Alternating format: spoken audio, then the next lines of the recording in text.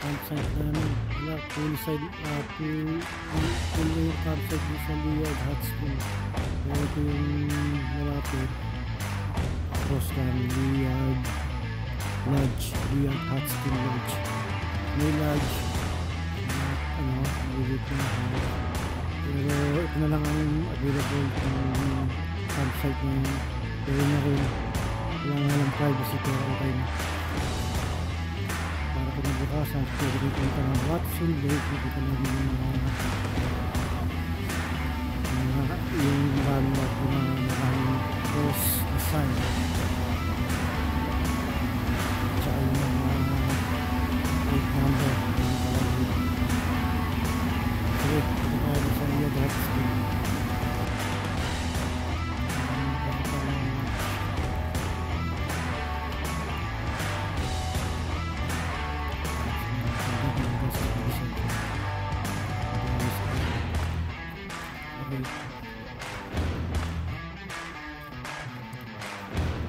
Heading na kami sa Liad River Hot Spring Provincial Park. Ground yan.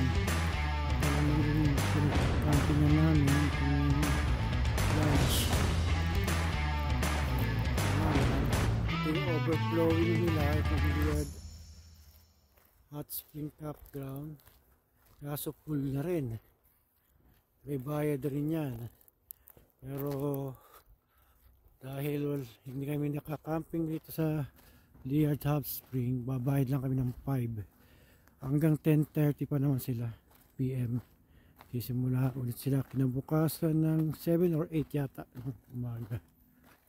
Ayan, ayan overflowing nila. Ito yung Highway 97 South na may yung north papuntang Yuko na yan. Mga 3 hours pa makakarating kayo sa Watson Lake. Yan, Liad River Hot Spring. Yan. May ano yan, may electric ano yan sa mga hayop. Kaya may fence. Kung kayo pagpapasok sa pedestrian gate, yung dilaw.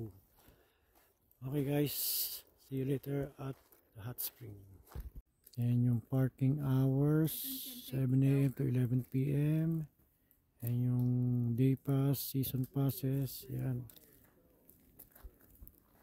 Campground papunta rito. Dito muna kayo. Unleash. Ay, hindi natin tinanong kung pwede si Kiko, yun, no? Oh, wag na. Pwede. Hindi pwede sa ano. Di ba nakalagay dun sa ano? Check out. Pets, dog must be kept on leash. All and dogs are not permitted on the hot course. Ah, okay.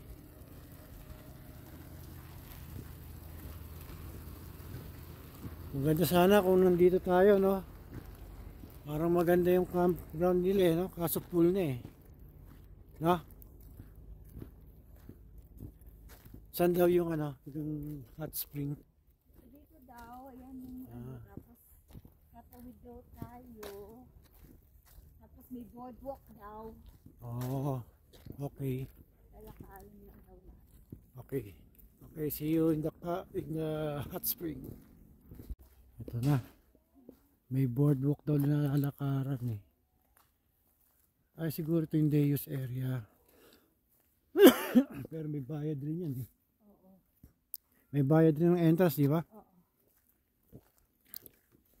No parking, no parking. Saan pa yung boardwalk? Ah, yun ang boardwalk. Okay. Pero kahit pa paano sa Deus area, mayroon rin fire pit. Ilan ang fire pit nila? Ang kada table may fire pit. Hindi naman lahat. Pero karamihan meron. Yan. Para mga Pilipino yan, ah. LBC. Yan. Protect. Yan. Yan ang boardwalk. Sandali lang. Ayan. Basahin nyo yung notice pagka papasok kayo rito. Yan. No dogs or alcohol. No smoking red. Ito yung boardwalk.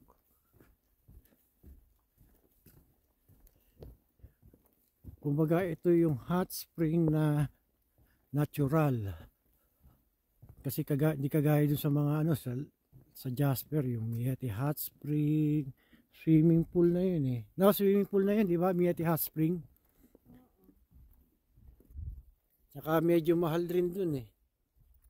Alam bayad, di ka dito $5 ang isang tao. Oh. Dito, natural forest talaga yung hot spring nila, hindi siya swimming pool. Ito ka makakatikim ng natural hot spring kasi yung habitat niya para kang nasa gubat talaga, hindi yung parang man-made na swimming pool.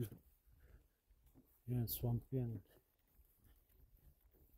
Okay guys, maya naman. Ayan, malapit na kami. Nakikita na namin yung ano, yung ano ba yan, yung parang hindi lodge yan eh, yung mismong likod o harapan, I don't know.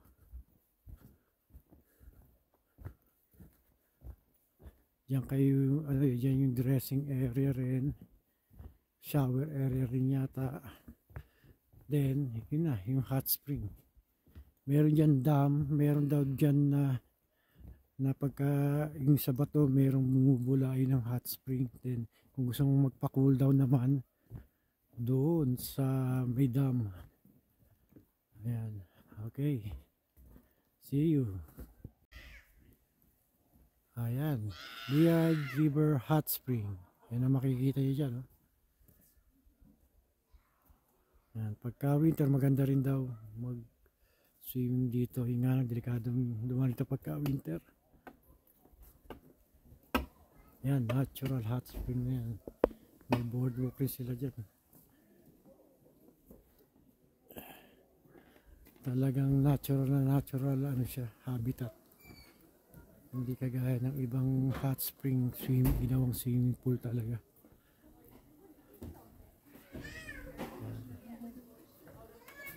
Hanging gardens. May hanging gardens. Mga punta natin yung hanging gardens. Ayos. Ayan.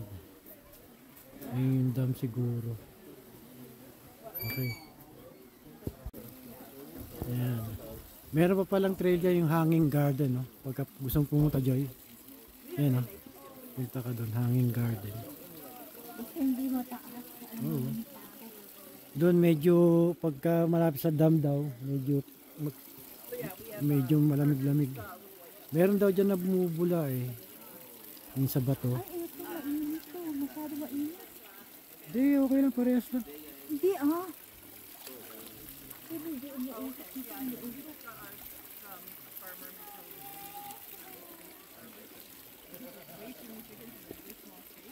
Dito yung kumukulo.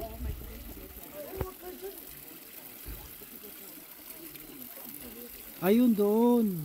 Galing doon ay.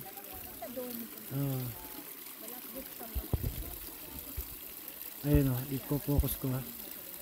Ayun, yung batong yun. Kaya ganito yung pang doon. Ayan.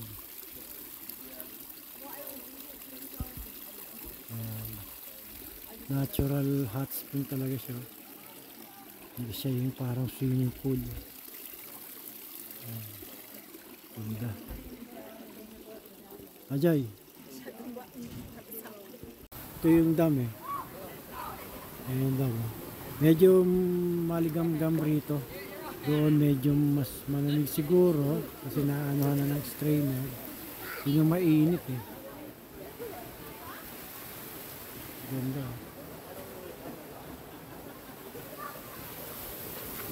Natural hot spring talaga siya. Mas gusto ng mga bata doon. Yung mga lag.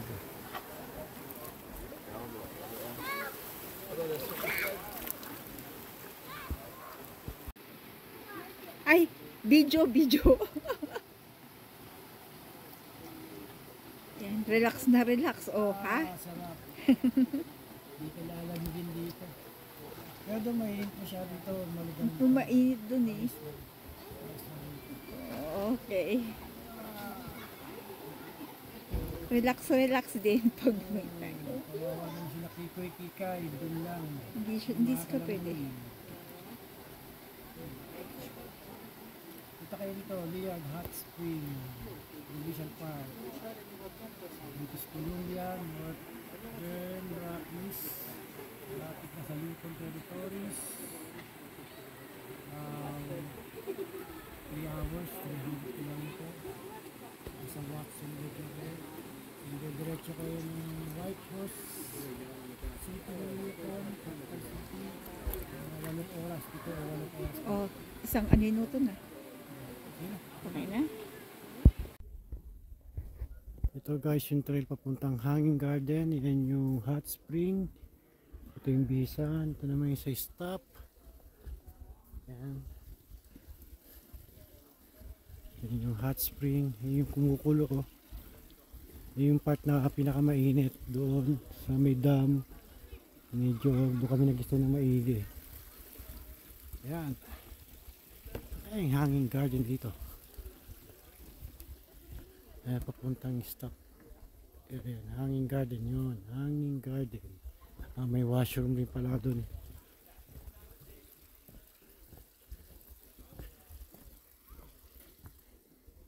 Ayan. Ayan. Dali. Picturean ko to. Sorry guys. Yung papuntang Hanging Garden ay sarado dahil may bear daw. So okay lang. Tsaka padilim na rin naman. Pauwi na kami. Kumbaga sa Alberta 10:30, dito 9:30 pa lang. So uwi na kami. Yung mga moss oh. Ayan. Natural talaga yung mga ganitong napuntahan namin. Ayos. See you on Watson Lake. But before, kain muna kami sa aming campground. Then tulog. Then punta dun sa Yukon territory. We want to see the China spy balloon. Nag-travel daw sa Alaska going to Yukon, Canada. Okay, bye guys.